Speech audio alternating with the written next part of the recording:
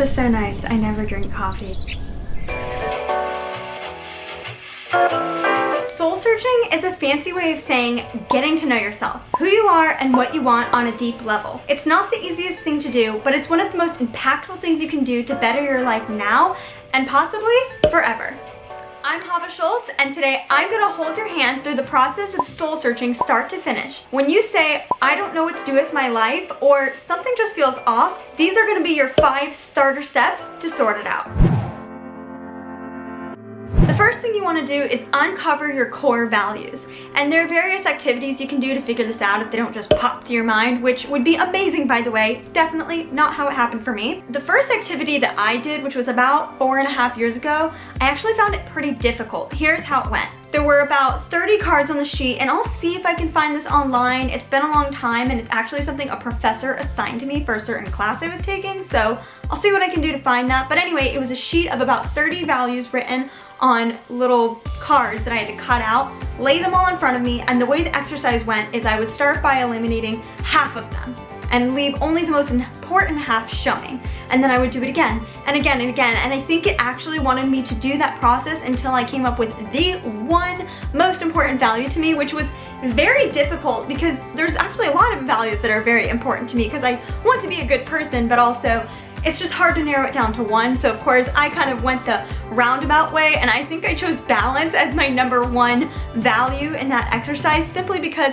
balance means that I have to have multiple values in harmony. So that's not exactly how the exercise was intended, but that's how I went with it because it's hard to narrow it down to just one. So that was a bit difficult for me, but that might be something that works well for you, at least to narrow it down to maybe your top 5 or something. Another exercise that I did more recently was, I don't know if I'll be able to find this one online because it's just something someone told me, so I can go ahead and write a little bit more about it in the description for you just so that you have that to kind of follow if you want. Take these 7 categories of life, and I'll list those out in the description. I think there's like spiritual and relationships and health, etc. And then within each of those key categories, write what your values are within them. And I actually had to start by going to the internet for some ideas of, well, what's a value within finances? And then you might find that it's things like stability or growth, or I don't remember right now, but that's another way you can do it, is to list your values within each category, because believe it or not, they aren't going to be the same for every person. Especially I think of things like relationships.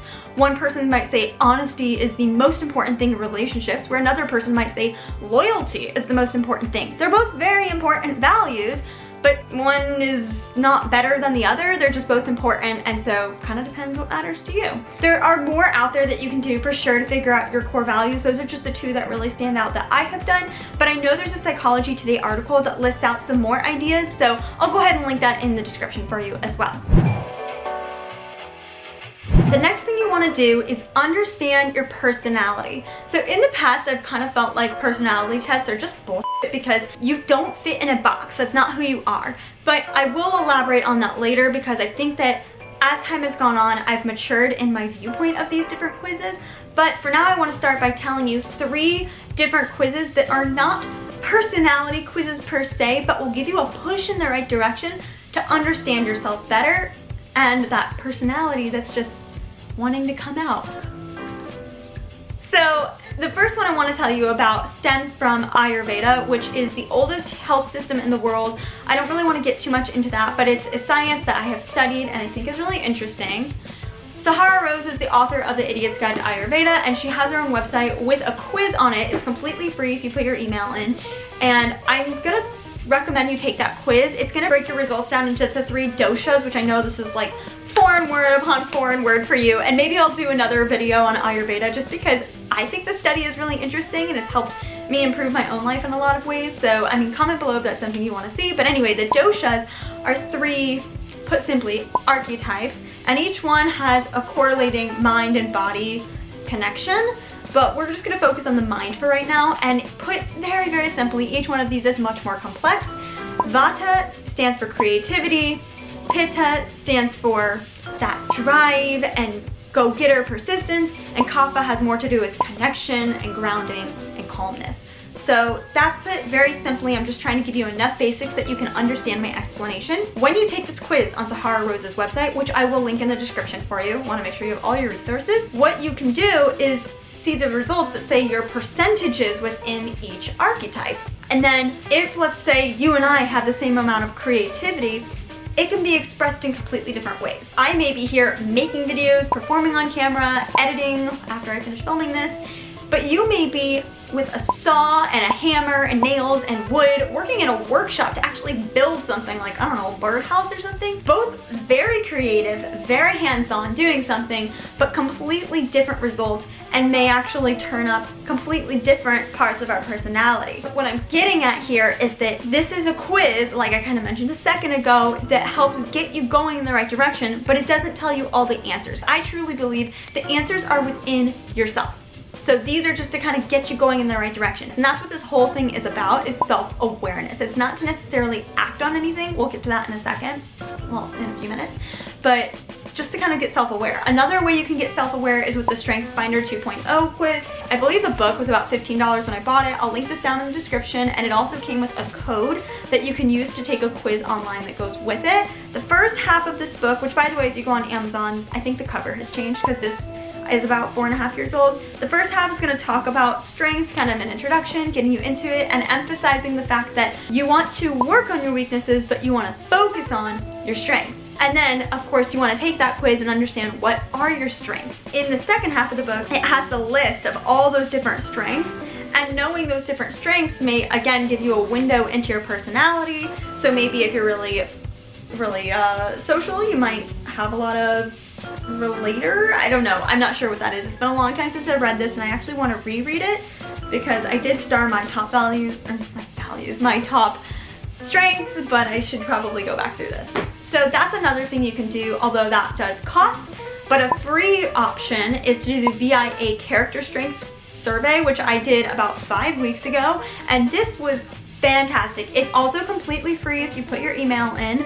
And this has 24 strengths that everyone has in them, but then after you answer about 96 questions, they're really easy questions, it's just ranking what matches you and what doesn't match you, then they'll generate a list in the order that you have those strengths within you. Like with every quiz, you want to take the results and think about, does this fit? Because you know yourself better than some algorithmic generated quiz. I'm just gonna say that right there. When I got my results, I thought, wow, surprisingly accurate, except that there were a few things out of order. So I was only focused on my top 4 because right now I'm doing a Coursera Yale University course on the science of well-being. I'll link that below, although depending on when you're watching this, it may or may not still be available. Not sure. But anyway, I went ahead and looked at my top 4, but I saw one that was number 6 that needed to be moved up. So you can tweak it if you want, because you know yourself better than anyone else. But personality tests used to really turn me off. I would get so mad because I'm like, you can't tell me who I am, and that's not me.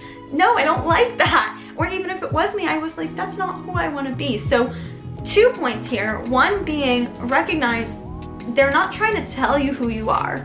And I think I may take the Myers-Briggs again, and maybe I've never done the Enneagram, but maybe try that out of curiosity and take these again, recognizing that they're not telling me who I am. They're giving me an idea based on the results, just some questions I answer. But I don't know, just out of curiosity, you can take these with a grain of salt, honestly. And then the other point being that you don't have to be what the personality test says. First of all, it may be completely inaccurate, potentially, which I've experienced before. Or you might feel like, oh, that's true, but that's not who I want to be, you know? It's not what I want to be. So my point is, you can change that. You don't have to be stuck and fixed as one particular person. Let's say you find that you're a very structured, rigid, unemotional person and you have trouble relating with people. Well, maybe you want to start taking steps like giving people hugs more often, or saying I love you to the people close to you more often. And that's probably gonna feel very uncomfortable at first, but if you start working at it, a quote I really like is that everything is uncomfortable before it's comfortable. So recognize that you can start being who you want to be just by doing the things and going through the motions that the person you want to be would do. Anyway, I don't know if we're getting a little off topic or not, but the idea for this point is just try to get to know your personality.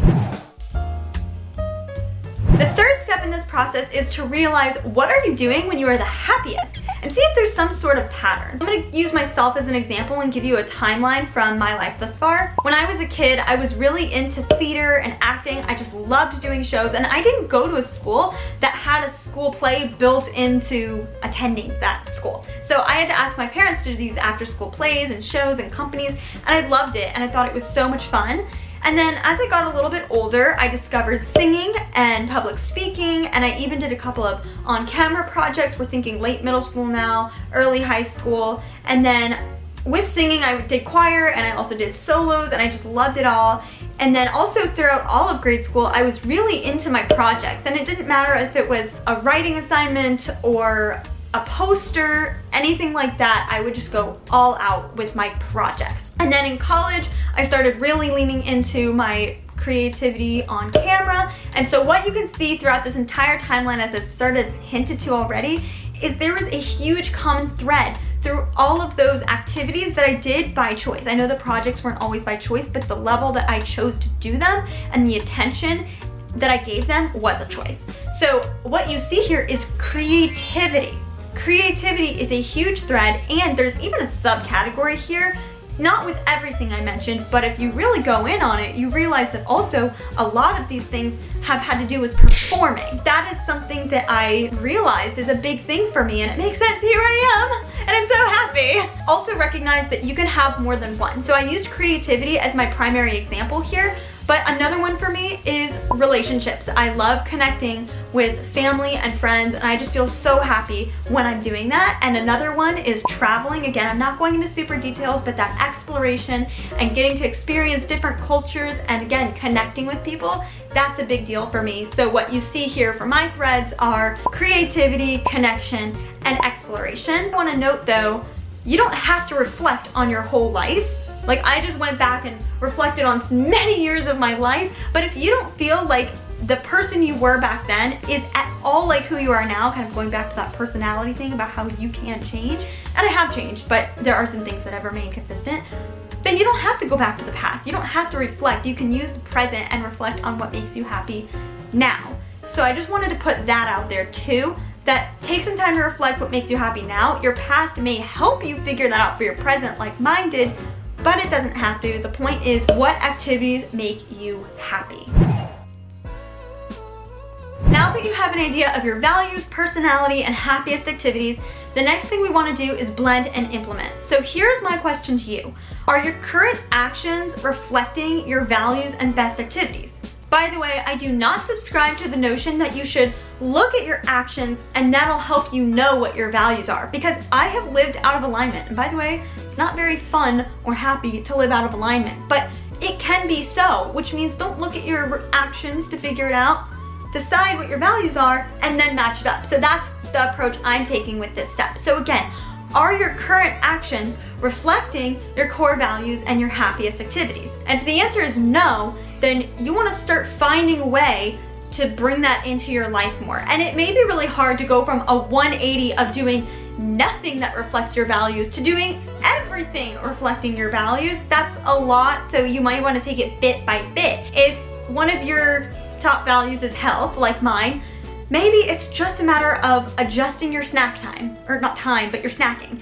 Switching from M&Ms and cookies, I really struggle with a sweet tooth, to fresh fruit and dried fruit and vegetables. Something as simple as that. You don't have to all of a sudden be doing everything healthy, all the habits all at once, but just bit by bit. Because once you get good at that, you'll be able to add another habit into your life. Or if it's something like performing, like me, set aside just 10 minutes every day or week or bi-weekly or monthly, depending on your situation, of course, and just take some time to sing or dance or perform on camera and throw it on YouTube.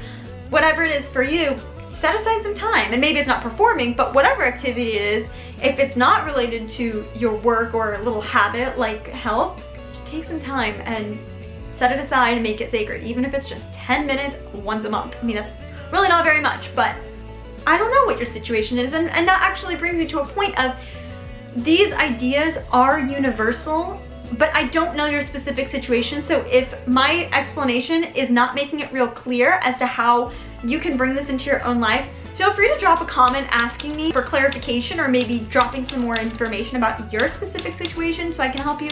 And if you want to keep it private, feel free to go ahead and DM me on Instagram. I'm happy to try to help you out there too. Whether you are currently doing things that reflect your values or not, this next step is crucial to understand.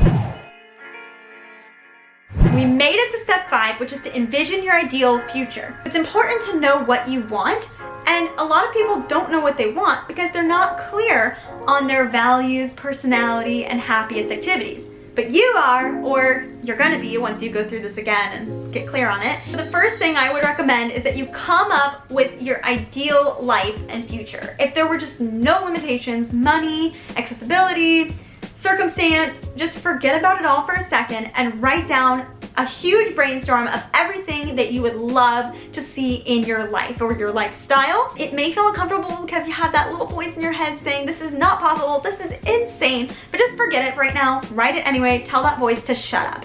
And then what I want you to do is consider a couple of pro tips. One, don't write down money because money is a tool. So if you are thinking, oh, I want $100,000 or I want $1 million, why? Is it so that you can travel frequently? Well, in that case, don't write the money, don't write the dollar amount, write frequent travel. Pro tip 2, be as specific as possible. If you want to do frequent travel, how frequently? What kind of travel? Once a month? Once a year? Luxury vacations around Europe? Or hiking and backpacking in the Grand Canyon? And pro tip 3 is to write it down. Studies upon studies have shown that you're significantly more likely to get what you want when you write it down. Now at this point you're going, wait a second, you told me to first write my ideal future and life. What about the second part? Surprise! There's no second part. You want to stick to the ideal. Why not go for exactly what you want? You have this amazing opportunity of life, so let's just go for it. I love the quote, shoot for the moon, land among the stars. Or maybe you will land on the moon. There are a few astronauts have done it. So I'm 23, I'm right here with you on the journey. I've gone through all of these steps myself and figuring out what it is that I want. And I have the ambition and also I have action. And that's where we prevent things from being delusional by backing it up with action. And if you're starting to feel like this is getting a kind of a goal setting vibe, you're completely right. Because as I said at the beginning, soul searching is learning about who you are and what you want on a deep level. Goal setting is about coming up with a plan to achieve and get what you want. So they are kind of gonna overlap a little bit. And if you want more on goal setting because you like where this is going, I am gonna post another video soon on goal setting. So be sure to subscribe and turn on notifications so you're ready when that one comes out. Or if you just want an overview on how to go for success in general, go ahead and click the video up here. I have something out like that, just holistically. But again, if you want to work on your lifestyle, knowing how to get things to work like this, or just kind of seeing me enjoying a certain part of my own life, subscribe and hit notifications so you're aware of every time a video comes out. And by the way, I would love to hear what are your top values and favorite activities, or what is your personality like? There really aren't any wrong answers here, so I would encourage you to talk to me. Let me know in the comments below. And I shared some of mine here, but I'll go ahead and start us off with a fuller answer in a comment down below. So go down if you want to read more about mine and tell me about you. Thank you so much for watching. I hope you got tons of value out of this, and I will see you on the next one. Bye guys!